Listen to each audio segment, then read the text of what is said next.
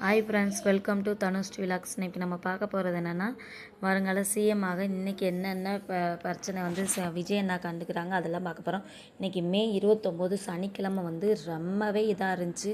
விஜய் அண்ணா வந்து ஆளுநரை பார்க்க போகிறோம் அப்படின்னு சொல்லி கிளம்புறாங்க. ஆனால் அவங்க வெளியூர் போகிறதா சொல்லிட்டு ரிட்டர்ன் வந்துட்டாங்க. வார பாதி வழியில் நம்மளுக்கு அப்பாயின்மெண்ட் கிடந்துச்சுன்னு மறுபடியும் போனாங்க. போய் இன்றைக்கி எப்படியோ செம்ம ரிஸ்க் எடுத்து விஜய் அண்ணா வந்து ஆதரவு ஆளுநருக்கு மனு கொடுத்து ஆட்சிக்கு நாளைக்கு பதவி ஏற்கிறதுக்கு அனுமதி வாங்கியாச்சு. அது வந்து தலைவர் விஜய் அண்ணா வந்து 108 இடம் ஜெயிச்சிருந்தாங்க.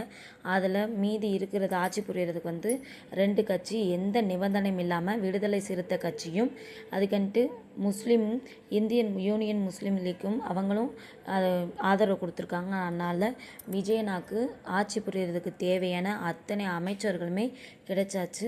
அதனால் நாளைக்கு வந்து பதவியேற்பு விழா நடக்க போகுது. நாளைக்கு வந்து மாளிகையில் பதவியேற்பு விழா வந்து விஜய் அண்ணா கலந்துக்க போகிறாரு. நாளைக்கு வந்து 10ஆம் தேதி, அதாவது நாளைக்கு 10ஆம் தேதி மாலை 3 மணிக்கு பதவியேற்பு விழா நடக்க போகுது. விஜய் அண்ணாக்கு எல்லாரும் கலந்து கொண்டு ஆதரவு தருவாங்க.